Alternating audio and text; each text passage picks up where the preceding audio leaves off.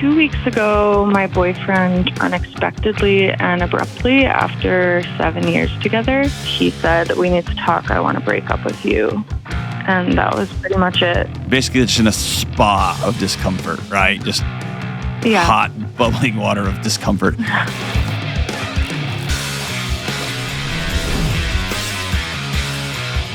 What's going on? What's going on? What's going on? This is John with the Dr. John Delony Show. I'm so grateful that you were with us, talking about your emotional and psychological health, your relationships, your kids, your marriages, whatever you got going on in your life, the good stuff, the bad stuff, just the dark stuff, whatever it is. Here's my promise. I'll sit with you.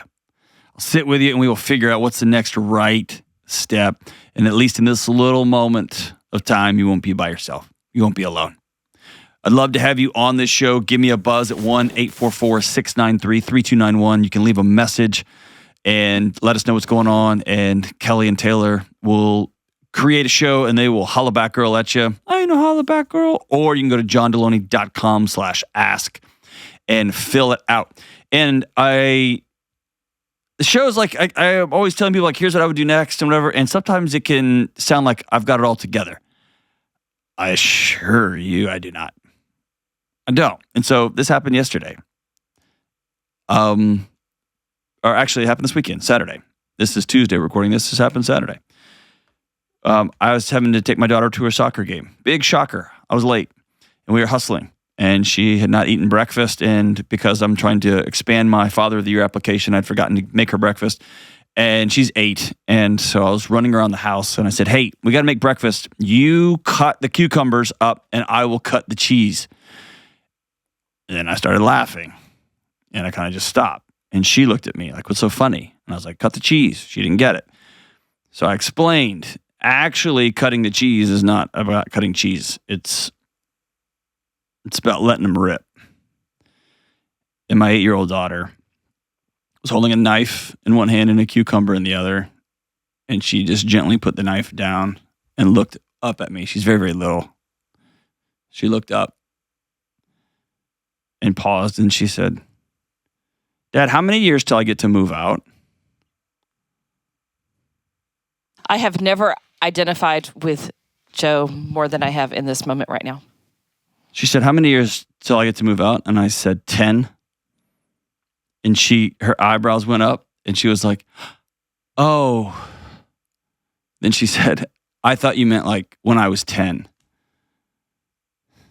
And then her shoulders dropped and she just went back to cutting the cucumber. And I went online and updated my LinkedIn profile to Amazing Dad. I don't know how to log into LinkedIn, whatever it is. Stupid internets. All right, let's go to New York, and talk to Taylor. What's up, Taylor? Hey, thanks so much for talking to me. Of course, thanks for calling. What's up? All right, so 2 weeks ago, my boyfriend broke up with me unexpectedly and abruptly after 7 years together. Oh, wow. Yeah, so the breakup was really, as I mentioned, unexpected, but it also was super quick and careless, kind of like the rug being pulled out from under me. And I'm in, the waves of heartbreak, kind of really wondering like how best to move on from something so disorienting and what closure could look like and if something like that's even worth it. Oh, man. We're not in the same room, but I'm just picturing myself just sitting there with you. Thanks. I'm sorry. Yeah. Tell me what happened. Yeah, so I think, about 2 weeks ago, I thought we were meeting up for a date, and oh man, it was in my neighborhood, and I went out to meet up with him after kind of like saying like, "Oh, I'm so excited, we can have dinner," whatever, like all these things. And then I went outside to meet up with him, like just at like a park near my house that we go to a lot. And I had no idea. And I just sat down and he said, "We need to talk. I want to break up with you." And that was pretty much it. Like no prompting, no nothing? Yeah. And like, we had just a month before had like a really amazing trip together, like our first time traveling in a really dedicated way. And then since we got back, like things were good, but I also felt like he was kind of pulling away in certain ways. And so I was just sort of open saying, like, I want to talk to you, or like, I want to, just kind of trying to be positive, but I had no idea. Like, I thought that maybe like eventually there were things we could talk through, but every time I talked to him about like, is everything good, or is this just in my head? He would be like, no, everything's good. Everything's good.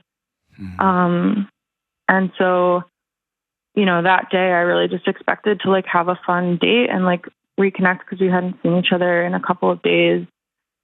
And he just decided to end it, and it was just not a conversation. There were no specific issues pointed to. There was no care. There was no like, it felt like he had just come to deliver the news and like couldn't wait to get out of there. Yeah. I mean, I always want to try the best I can to put myself in somebody else's pants on the other side of that conversation. And so Totally. I get like 7 years of something's been building and building and building. Like doing that compassionately, and I would even say honorably, means sitting in a series of conversations and basically just in a spa of discomfort, right? Just hot, bubbling water of discomfort. And there can be I need to do this, I've got to do this. And you kind of amp yourself up for it and just rip the Band-Aid off. And you're left there just exposed. Have y'all had any follow-up conversations? Y'all were together 7 years, the better part of a decade. Yeah. Y'all had any follow-up conversations? Y'all go have coffee? I mean, like, no. I deal with exes who, they file for divorce, then they go sit down at a diner somewhere. Not everybody, of course, but then they say, like, okay, here's reality. And it sounds like you didn't get that at all. Yeah, so basically he was about to leave town the next day, and I was so like blindsided. I didn't really know so much what to say. Like, we probably talked for like 30 minutes, and maybe that was like longer than he even intended to stay. And then we said, maybe we'll need to have another conversation, but it was definitely not like, let's put a pin in this and talk later when you've had a little time to process. And so a few days later, he texted me saying, I'm back in town. If you want to talk again, let me know. But also, I understand if you don't, or whatever, or you need more time. But like, of course we got to talk. 7 years. Yeah. Later, I think, so I decided a couple days later, like, I don't know if a conversation right now feels most helpful to me, because I don't really know like what, this person has told me that they don't want me in their life anymore. So am I meant to go sit there and say, can you actually try to come up with some more reasons to tell me to my face why you don't want to be with me? Yeah. And listen, you're angry. To protect myself. You've gone to anger. So I want you to treat this as though somebody died or something died, because something did die. And it's not just, here's a few things that died. Your relationship, your trust in yourself. Yeah. Because I heard you saying like, man, I had this sense. And if you go play CSI, which it is not time to do that right now. No. But if you went and played CSI and reverse engineered this, you would start to see little breadcrumbs. Yeah. And you might remember, man, he started just flipping his phone over about a year ago when I walked in. Or the response time on texting got longer and longer. Like whatever, you'll start seeing things. But also, you know what else died? Like tomorrow. Yeah. Because whether we like it or not, we all of a sudden have these pictures that our bodies begin to rest in. And it's like what Thanksgiving's going to look like in 20 years. Yeah. It's what the holidays are going to feel like in 15 years, the next vacation we're going to take. And so all of these things die at one time, abruptly, like somebody got hit by a car, right? Yeah. And it doesn't surprise me that you're you're either in it or you're about to unload on the anger part of like the disbelief and the what in the world. And you kind of feel like the sun is out, but you don't really, everything's gray, right? And then the sun, you feel the sun rays and then you just get pissed. And I spent 7 Yeah. years and I didn't do what I wanted to do and I silenced my own voices. Like all that stuff will come out and that's all right and good. It's all good. Here's the best, like walking through it step by step. Here's the best things I can tell you. Okay. And no one's going to tell you what I'm going to tell you. And it's not like I got some secret formula. It's just that I care about you enough to be honest with you. Okay. I want you to be really hyper committed to grieving this. And I want you to be hyper committed. And what's that mean? Don't try to avoid the black holeness of it all. Yeah. Being real sad. Being real mad. Don't run from that. It's easy to hide behind anger. It's easy to go hook up with somebody else. It's easy to go, it's easy to do all that. The hard yet healing part is to say, I was super vulnerable and somebody ripped my heart out. I don't even know why. They just did. And then the last thing I would tell you to do is be hyper committed to like the discipline, which is another word that people don't like in grief. Doing the 4 or 5 things every single day that will keep you healthy. Is that a walk? Is that calling a friend? Is that meeting a girlfriend for coffee in a diner? Like, you know what I mean? Like, what are the things that you know? I need to go see the sunshine every day. I need to turn off Netflix and go to bed. Because this is just going to be, you got a broken heart. It's just going to be hard for a while. Yeah. And none of that is pleasant. None of that's fun. And none of that's right. But I want you to play a 2-year game, a 3-year game. Who are you going to be in 2 years or 3 years? Not how do you make this go away or how do you get all the answers or how do you go play CSI New York or whatever. Right. And none of that makes you feel better today. And I'm sorry.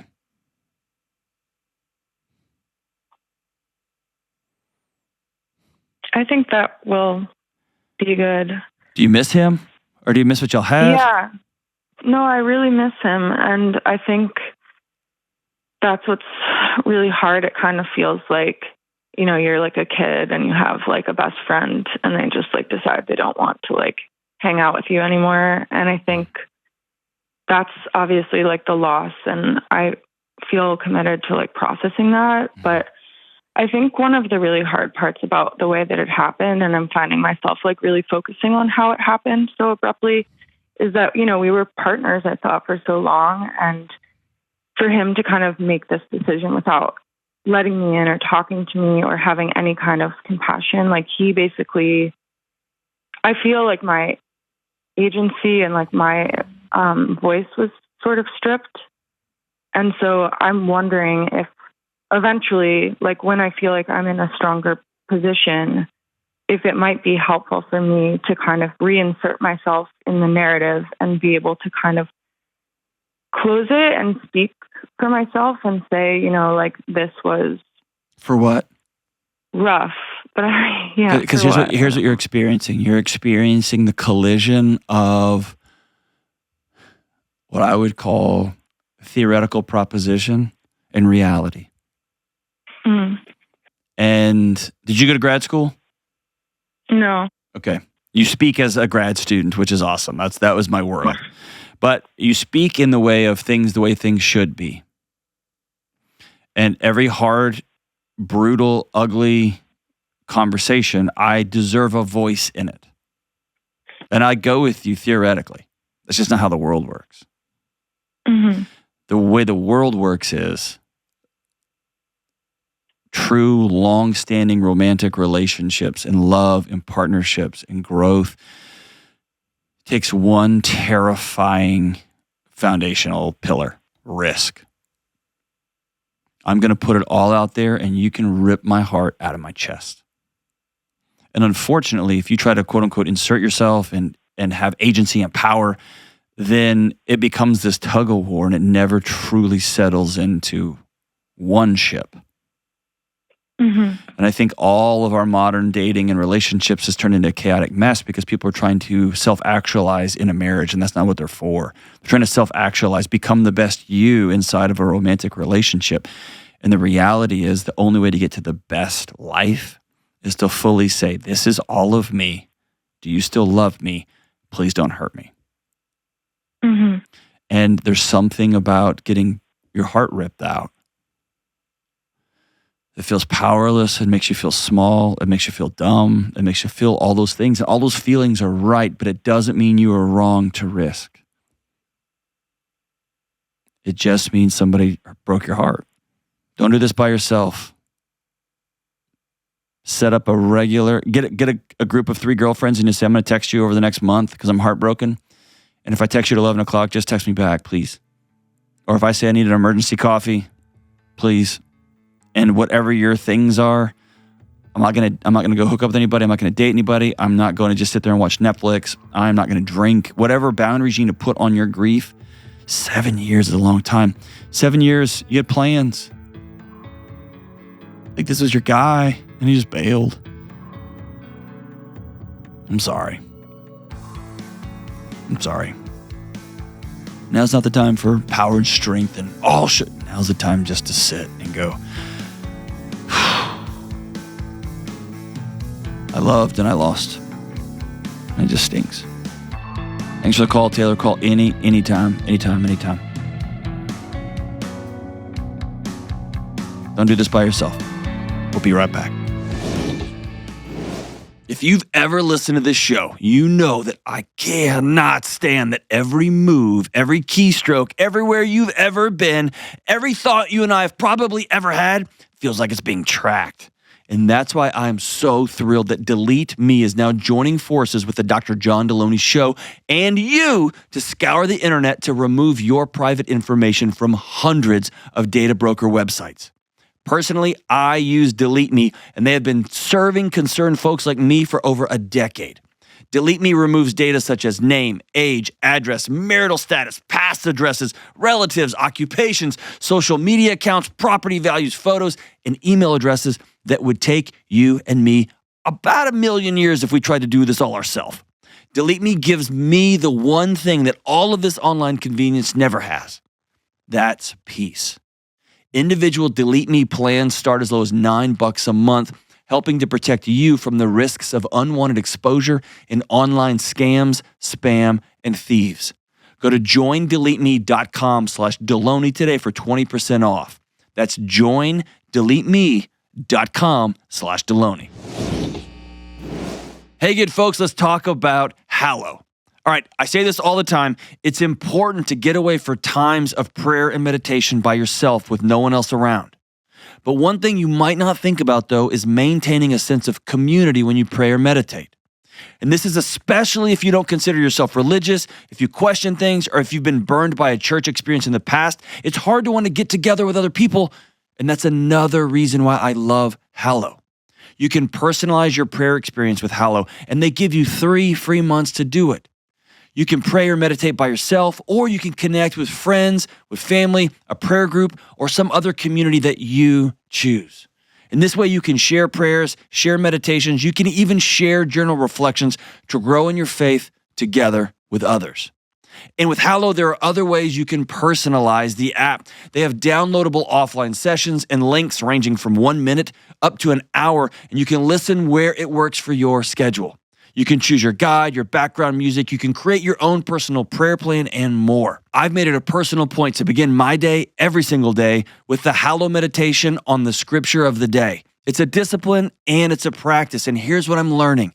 As with anything of importance and meaning, prayer takes intentionality, practice, and showing up even when I don't feel like it or even I don't want to. This is discipline.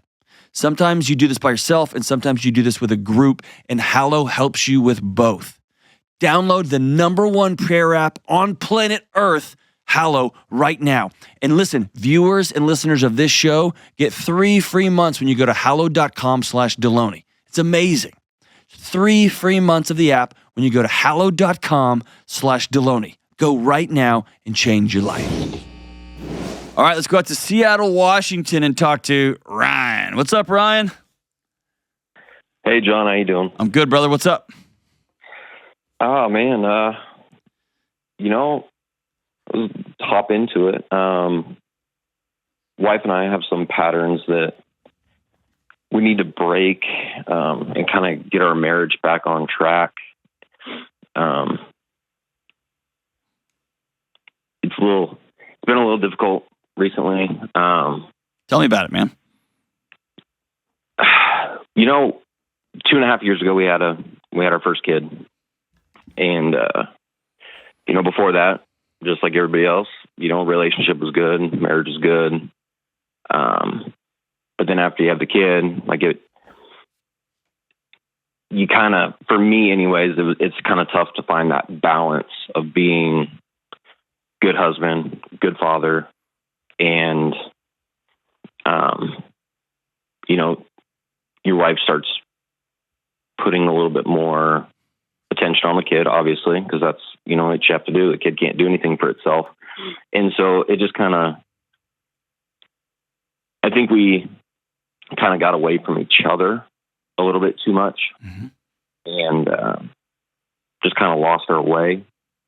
And, but we never really kind of got back on track. Yeah. We lost all the time together. Can we speak in active language, not passive voice? What do you mean by that? What I mean is, one of the way out of this is through it. And when we speak of things, either A, to protect our partner, we don't want to say anything mean about the wife of our kids, right? Or of our wife, or of ourselves. Or we want to not, we don't want to not, but the weight of 100% full responsibility is really heavy. And so we say things like, we kind of lost our way, instead of saying, we made some daily intentional and unintentional choices, and here we are. Because when you take ownership like that, like in my life, I remember, hey, we're about to get divorced, and we have actively chosen a chaotic, not good marriage. The beauty of that is we can choose something else. But if we walk around as this just happens, we just had a kid and this is just kind of the way it is, and it's just no sudden, then it feels like this perpetual just the way it is, and it's very hard to slog your way out of that with any sort of autonomy. Does that make sense?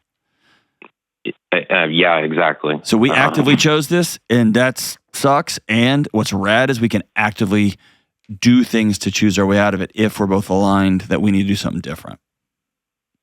Right. Did you? I'll speak to you because you're on the phone. Have you done things? Have you become somebody that you never intended to be on the back end of this? Yeah. Okay. Tell me about that. That's the hardest part. I never wanted to be the person that,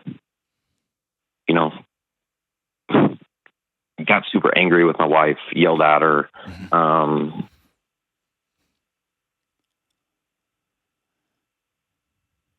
It's just not who I wanted to be. I'm not this angry person. Yeah. But I miss my wife. Yeah. And it's just a hard situation. I mean, for me and her, I mean, she's got all these different responsibilities and somebody that wants to cling on to her 24/7. So she might be touched out at the end of the day, and so on the back end, that makes it a little difficult for me, because it's like, I want to, hug on my wife, kiss my wife, do all that. And, some days that's just not her at the end of the day. Yeah. Do you feel like after 2.5 years, and let's be honest, a lot of the connectivity, the marriage dynamic shifts a couple of weeks into a pregnancy, right? So this might be 3.5 years. 100%. Are you beginning to feel like with a 2.5-year-old, like an infant, a newborn, of course. But I've seen 2.5-year-olds, 3.5-year-olds, 4.5-year-olds used almost as a shield, as an excuse. I just have to, I've got to. And it begins to feel like you don't have to anymore. Like now you're not drawing boundaries, or you're choosing one over the other. You get what I'm saying? Right. I don't necessarily feel like that's really the case as much now. Okay. I feel like definitely in the beginning stages more so than yeah. I mean, now I feel like it's kind of we're taking steps for things to be different. Okay. So yeah, no, it's a lot better than what it was, but it's still kind of not where we want it to be. Yeah. So I think you have to start first with putting all the cards on the table. Right. All the ugly. And she's got ugly about you too, right? 100%. Yeah. Everybody's got to put everything on there. And what you find is we can survive this, we can build something together. Right. If you try to build something new, and by the way, getting back to the way things were, that's over.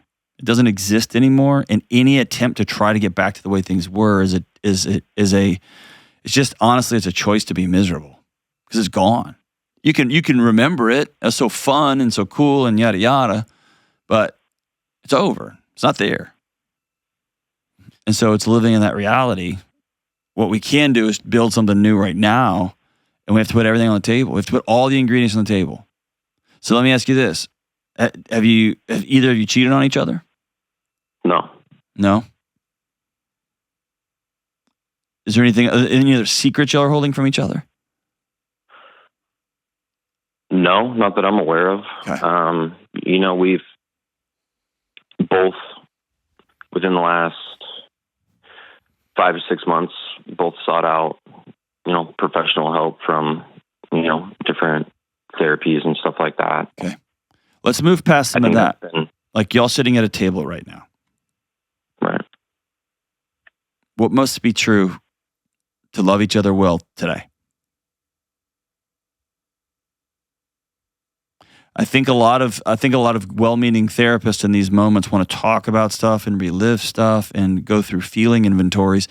And I'm becoming less by the day. I'm becoming less convinced, just both from the data and from just anecdote after anecdote after anecdote, that a group of a couple that wants to rebuild their marriage into something amazing, it starts with a set of practices. Similar to if you just want to go lose 100 pounds, you're not going to feel like it ever. You just got to get up and go do the next thing. And then over time, you start to come alive.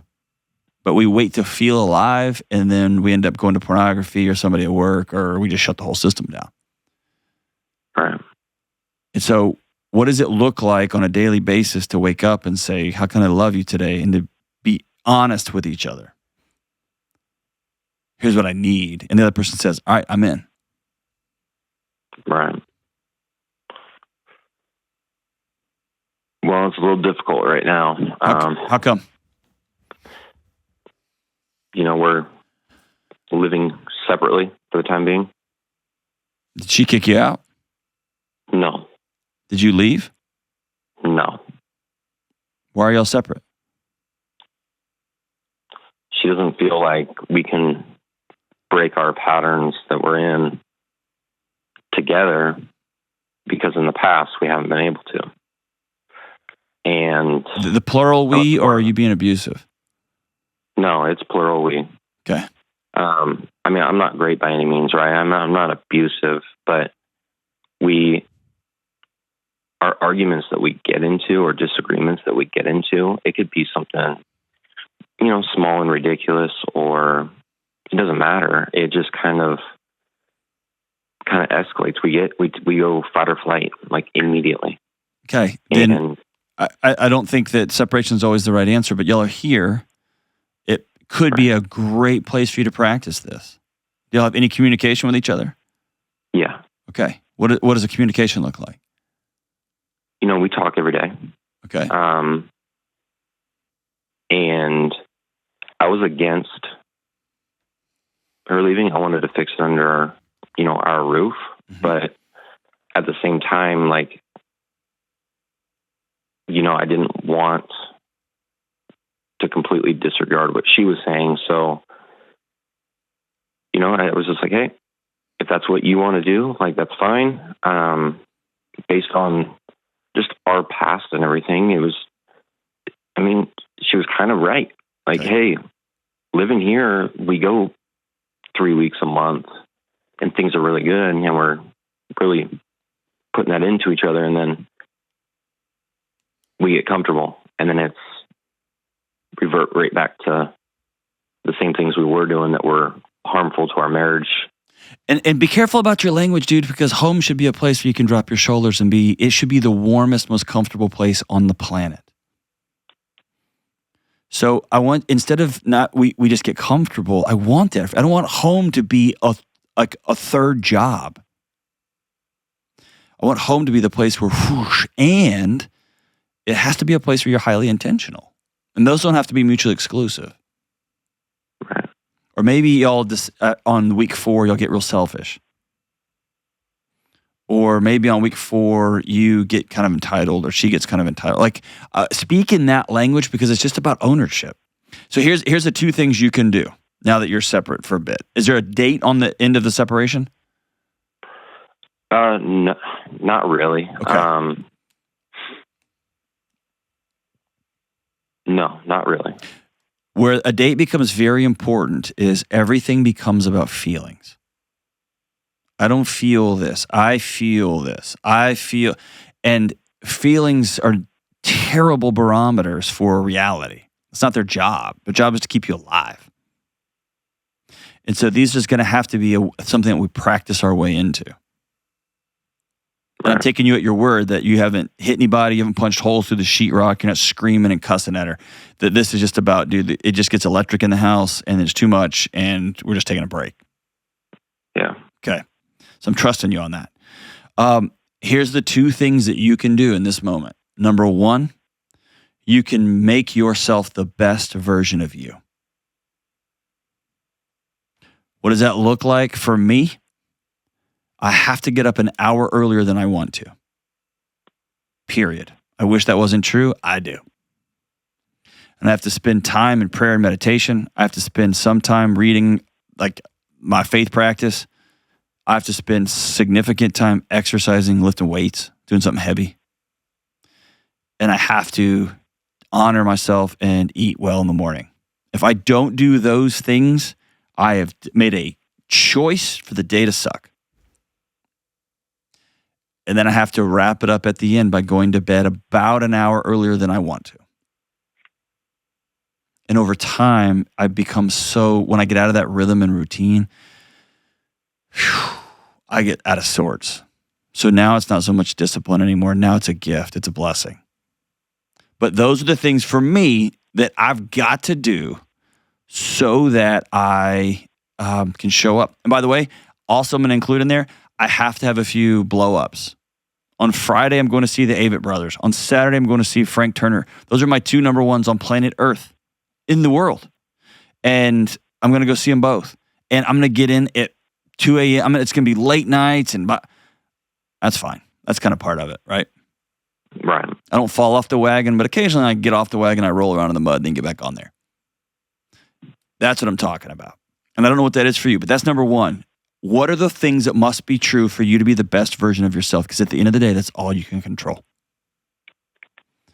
And maybe going to counseling is part of that for you, but I want to implore you, it's got to be more than just sitting in a room chit-chatting about it and talking about it and talking about it. You have to come up with a set of practices and go do them. And here's the second thing. Every single day, I want you to ask your wife, how can I love you today? I don't know. How can I love you today? And it might be sending a kind text. It might be dropping something off at the house. It might be writing a letter or a note and sending it. But I want you to get in a daily practice of asking that question. Okay? Okay.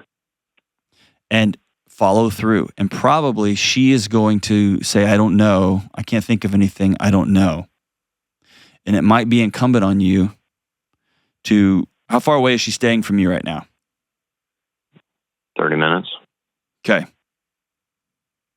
Talk about a pain in the butt, dude. Mm-hmm. But drive over there and leave a card in the mailbox. Mail something from your house every single day. Have food delivered if y'all can afford it. Drop food off if you, I don't know what this looks like for y'all too. Go pick up her clothes and take them to the dry cleaner.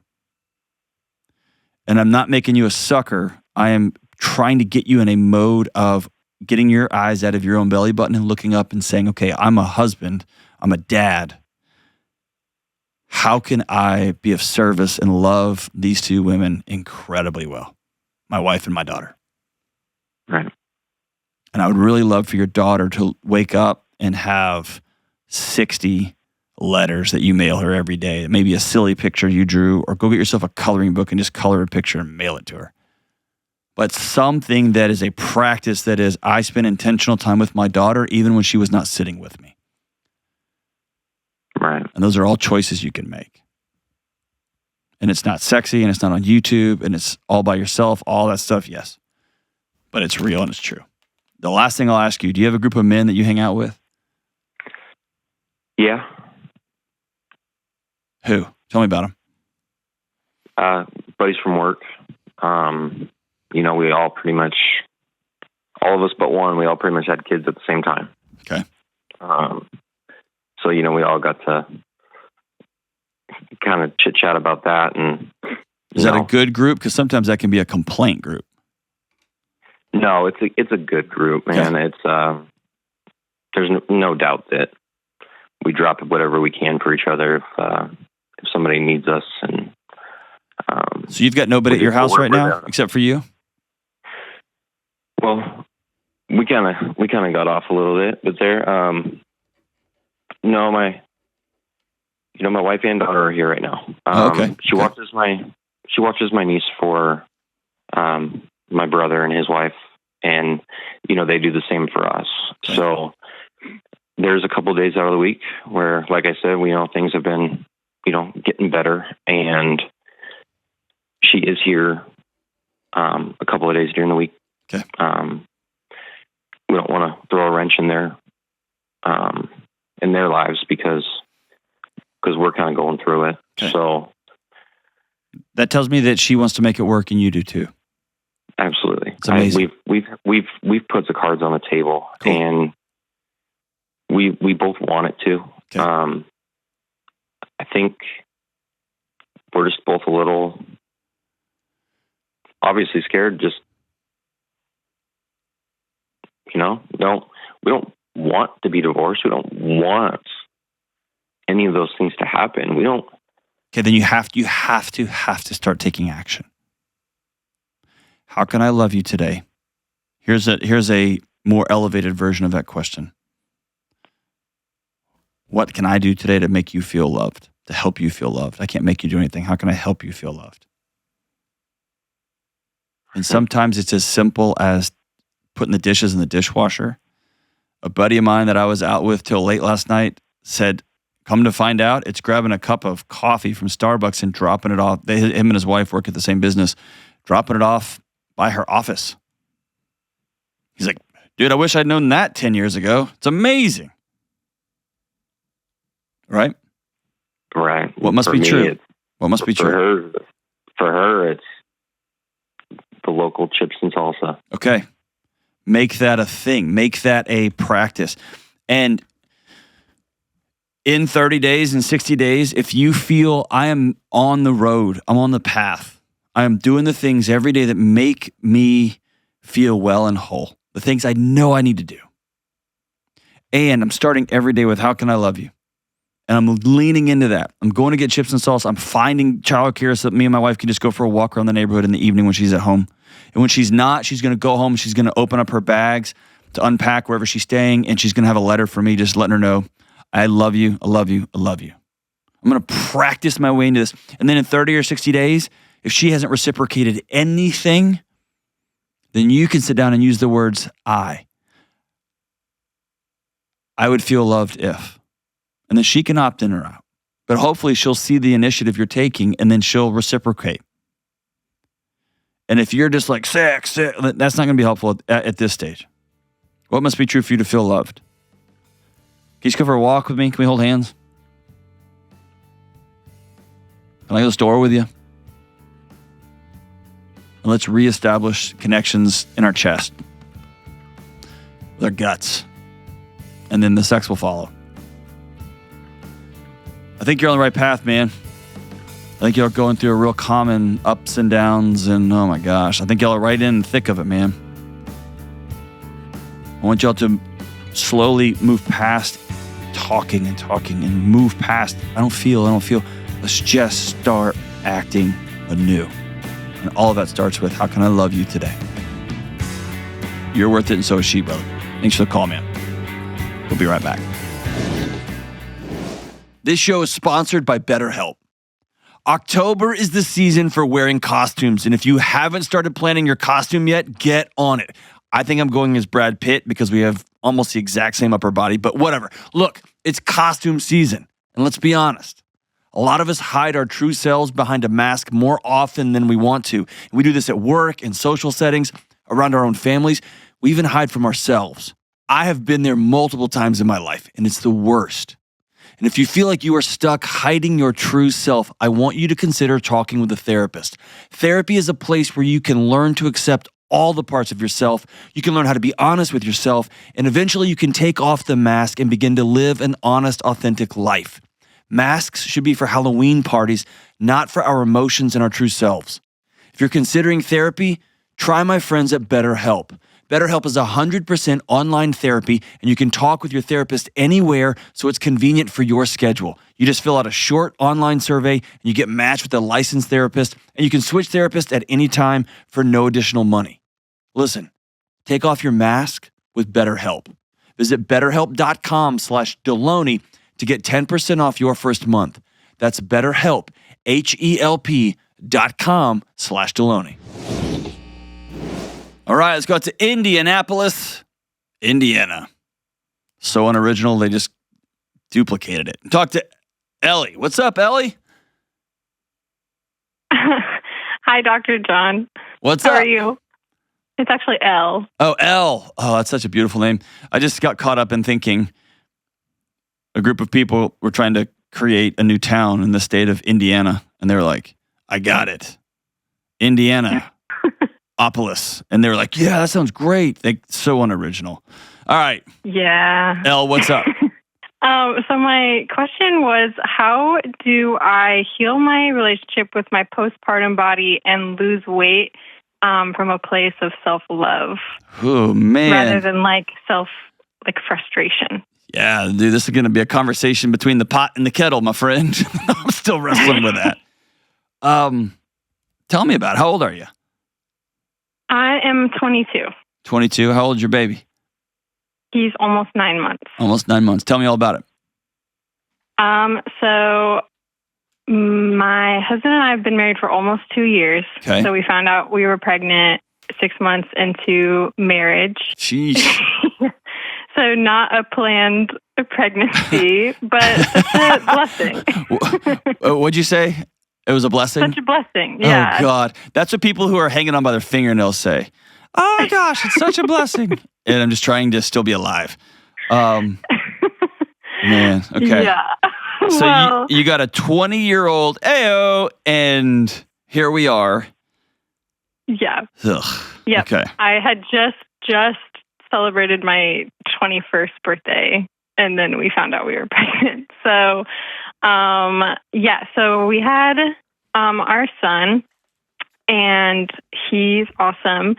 And in a lot of ways, pregnancy, I feel like gave me some really healthy views on health and weight and stuff like that. But I'm finding as more time goes on postpartum, I feel like I see, and I know comparison's bad, but I feel like I see so many women that 9 months in, 9 months out, and they look just the same before they had a baby or better. And I feel like I just haven't changed all that much.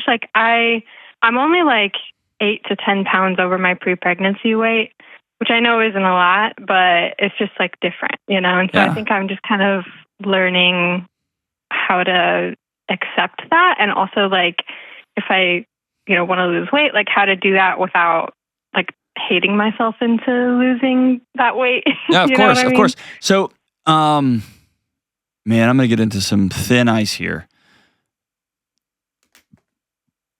postpartum, I'm not gonna go down that road. It is catastrophic. It's real. I've held people who are sobbing. I mean, it's real. Okay.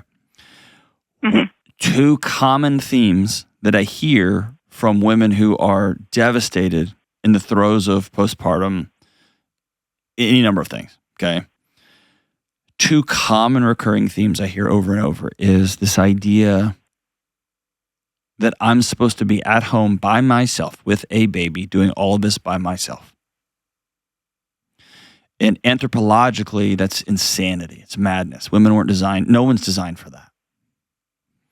So my first question would be, who do you have in your life that is full team L, that you get to laugh with, tell all the crazy things that are happening to your body with, that you can experience life with? That's number one. Number two. We have a... Go ahead. Sorry, go ahead. No, go ahead. I was going to say we have a lot of support. We live really close to family, and my husband's amazing, and he's like super supportive. So I do feel like I have a good support system. Okay, support is different than lonely. Okay. My wife knows that I will burn somebody's house down for her. And my wife knows that like she can come to me with any news. She knows that I can handle the burdens of X, Y, and Z. She knows that. But I'm not a group of 2 or 3 or 4 close girlfriends that she can go exhale with. It's different. Right. And so support is very, very important. The scaffolding and structure is so important. And so is a group of women that you can just text and say, here's what just happened to my body today. And they all laugh at, right? Mm-hmm. I remember one time my wife and a friend of hers had children, had babies in very similar times. And her friend was jogging and just ran to the house. And this is a few months after she'd given birth. Ran to the house and she was like, I just peed my pants. And this woman's hilarious. She's just a riot. My wife started laughing and I was like, what? And I didn't know that. I didn't know. Having somebody that you can text and be like, well, this just happened, is a way to feel seen and known in a different way. Okay, so that's number one. Right. Number two, again, anecdata. As the great Andrew Huberman says, I don't see this in any studies. It's just what I keep seeing over and over and over again. That somebody wakes up 9 months, 1 year, 1.5 years after giving birth, having this amazing baby that they love and they wouldn't trade for anything in the world, and they suddenly realize, I don't love the life that, I don't feel alive in my own skin. I don't feel alive in the life that I have. And from that comes a sense of obligation. I have to do this. I have to do this. I have to do this. And then suddenly sex gets put on a chore list. Exercise gets put on a chore list. Feeding myself gets put on a chore list. Putting on makeup and showering gets put on a chore list. Like all these things that used to bring you joy and excitement and aliveness. It's just this thymic. It's just this low level, everything's gray. This low level, here's my life. This is it. And then what's the option? Have another baby? Just do it again, right? And so that'd be my next question for you is if you peel back all the layers and all of the obligatory, I have to say it's so great, and I have to say my husband's awesome, and I have to say, yeah, I got family. What do you think about the life you're inhabiting? Do you feel alive in your own skin?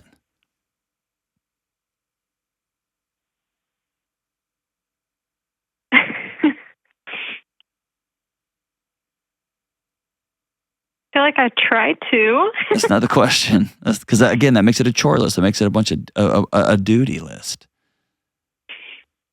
Yeah. Peel back all the things you're supposed to say as a new mom with a good husband and great family support. I feel like. Sorry, I'm gonna cry. You're all right. You're all right. I feel like. It's a lot of work. Yeah. And I think it's just hard sometimes, there's just so much to think about. Elle, it's hard all the time. All the time. Yeah, it really is. And, I do feel like there are so many things that, if I don't keep, running on this treadmill, I'm going to eat it, like fall on my face, and this is going to fall apart and that's going to fall apart. And can I confirm something with you? Yeah. You're 100% right. Yeah. If you carry all of this on the same treadmill you were running on, you're 1,000% going to fall off and everything will come crashing down. Here's 2 important truths about that. Number 1, 99.999% chance that if everything falls, it'll be all right. Be all right. Number 2, you can turn the treadmill off and just climb down. Mm-hmm. What most of us, and again, dude, I didn't have a kid. My first kid was late 20s, I think, maybe even 30. I was old man, okay? Way older than my other buddies.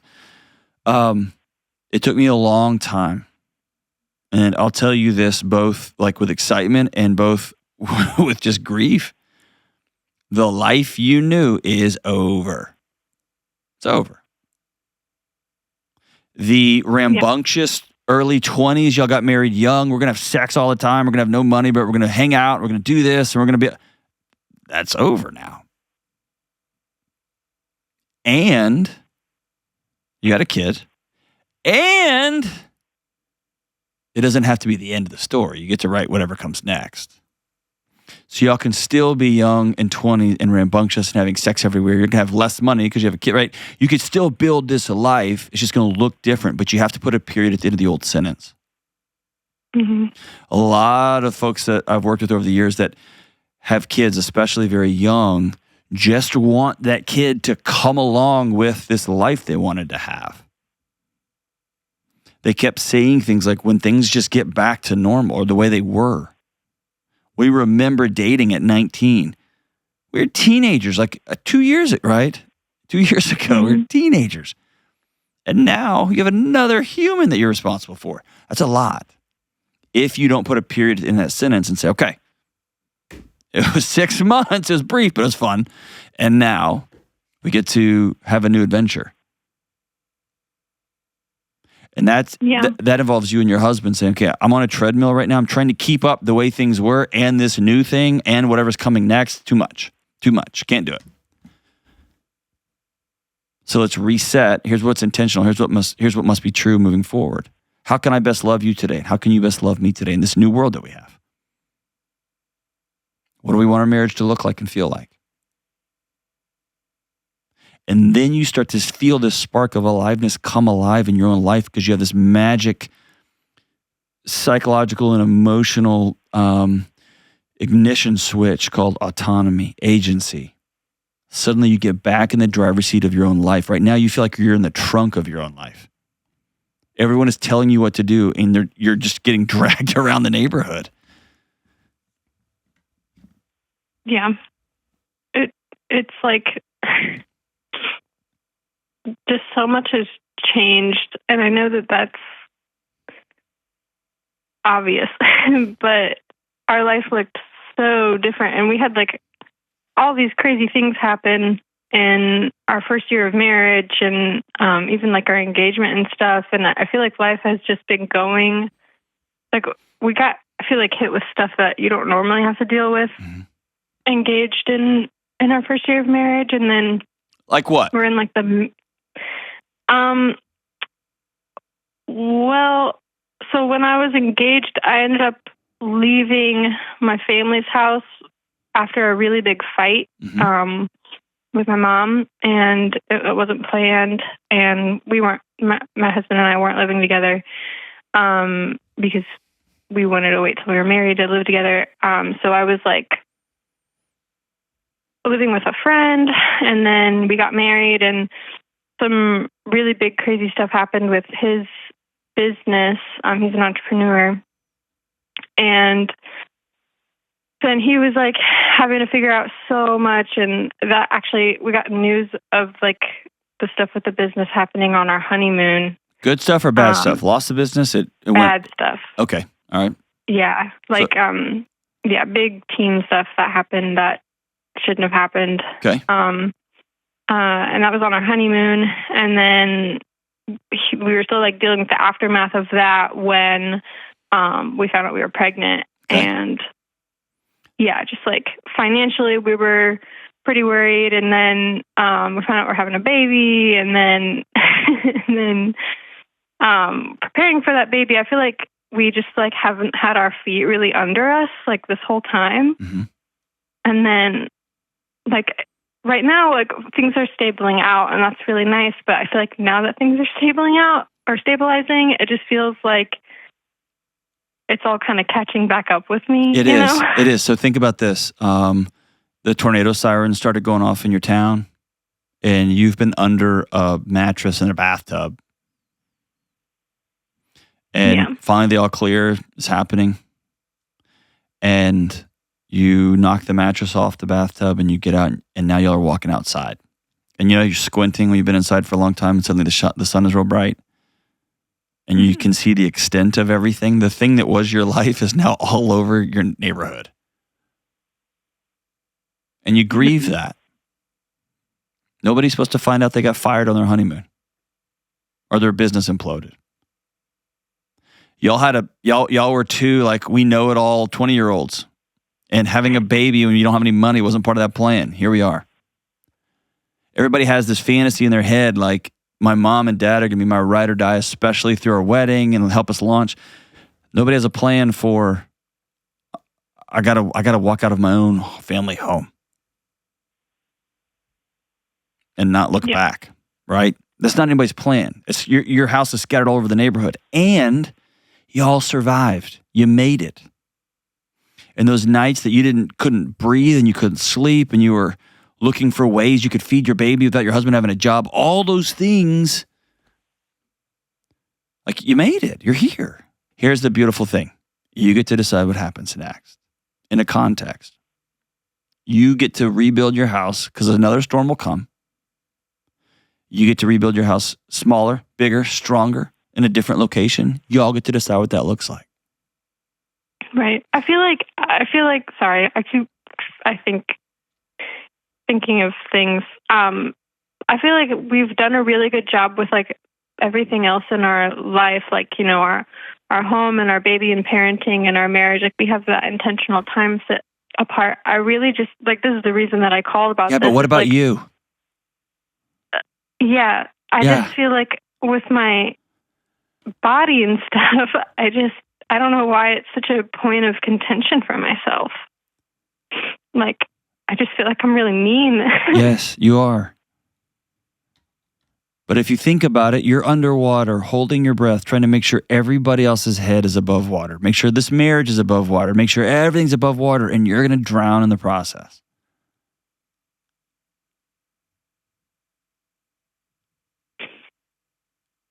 I've been trying not to. I know. I've got a class I'm taking to have time away from the baby and do something I enjoy, and I try and like work out regularly and eat well, like take care of myself. As you're leaving, all those things are good. Those are good actions. But as you're leaving and that baby's crying and has got arms outstretched, it's the story you tell yourself from letting your baby go till you get to the class. Good moms don't leave screaming babies. If I would just do X, Y, and Z, I wouldn't have to leave my baby and go to this stupid class. Right. If I could just, I'm not pretty enough for my husband. And now it's 10 o'clock at night and he's asleep, or 11 o'clock at night and he's down a rabbit hole, or you're down a rabbit hole.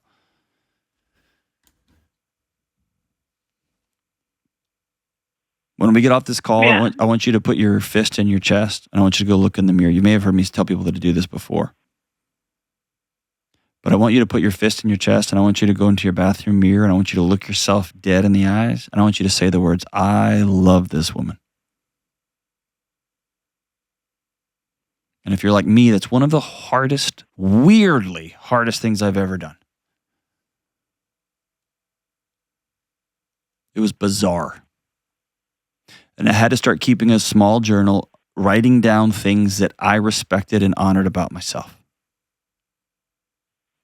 And some days it was harder than others. And some days I just went and did the next right thing because I knew I would be a different guy for my wife or my kids, people that I quote unquote cared about more than myself.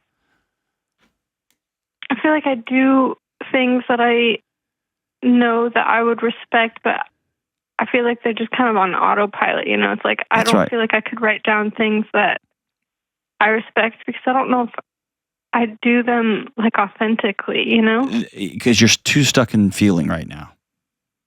It's the curse of your generation. How do I feel about this? How do I feel about this? How do I feel about this? Well, I thought this was going to feel different. I thought being a mom was going to feel different. I thought being 8 pounds overweight and not being so amazed at what my body just did, it made a human.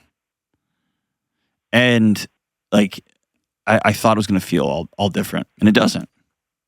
You often act your way into feelings because feelings are just a response about safety. Right.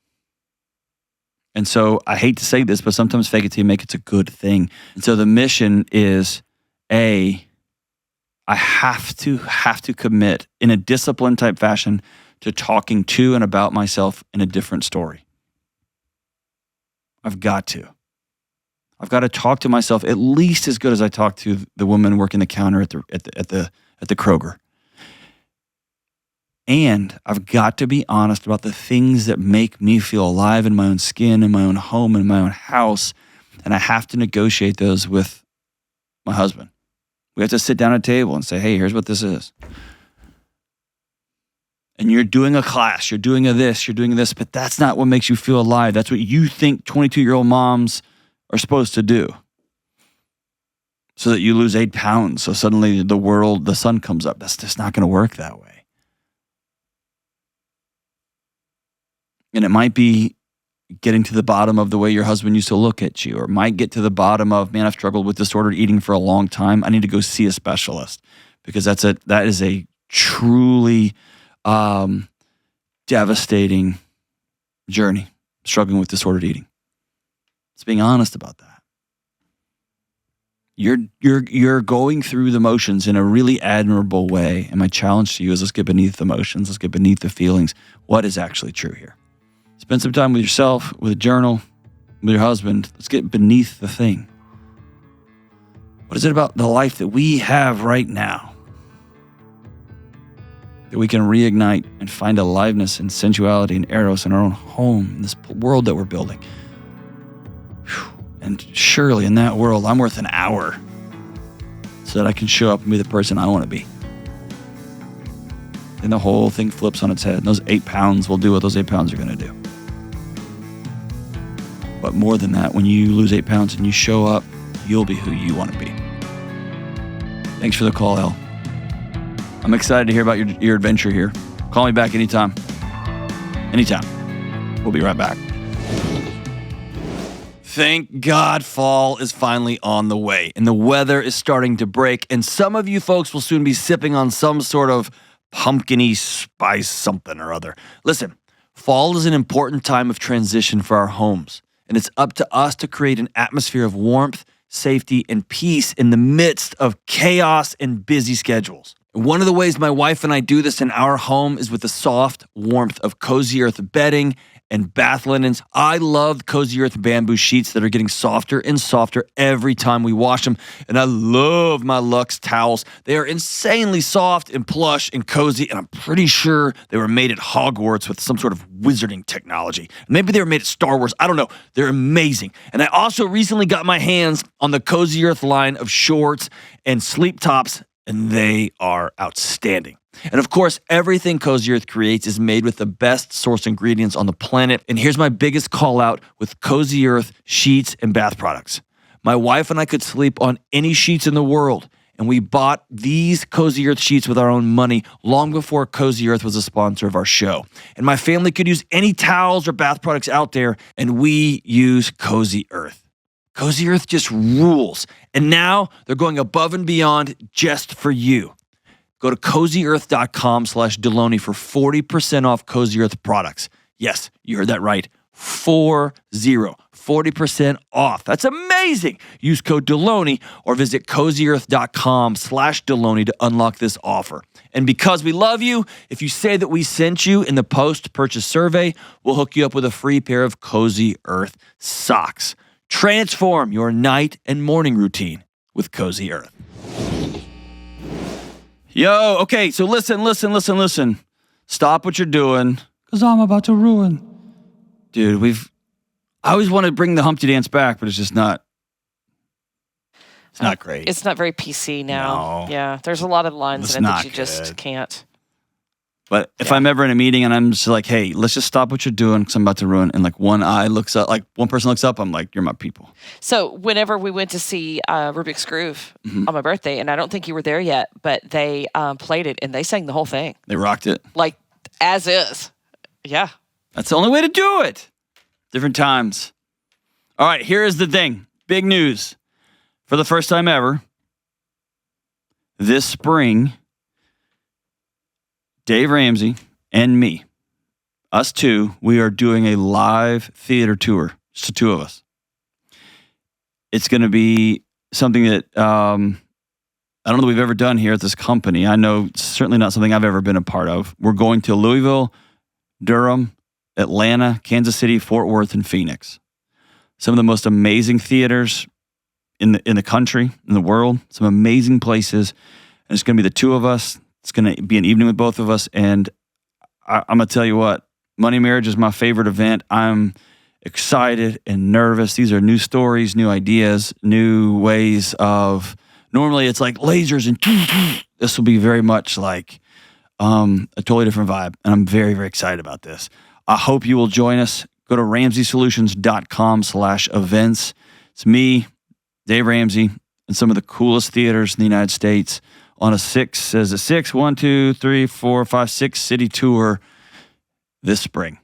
Come check them out. RamseySolutions.com/events. Here's what I promise you. It will be a party, and it will be like nothing you've ever been to. Nothing you've ever been to. Thank you so much for joining us.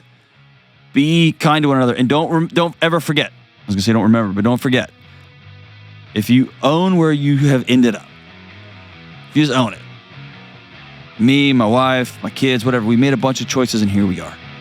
When you take that ownership, you can own the path out. We get to choose what happens next. Don't let anybody take your power away. You choose what comes next. Love you guys. Be cool, stay in school, don't do drugs. Bye.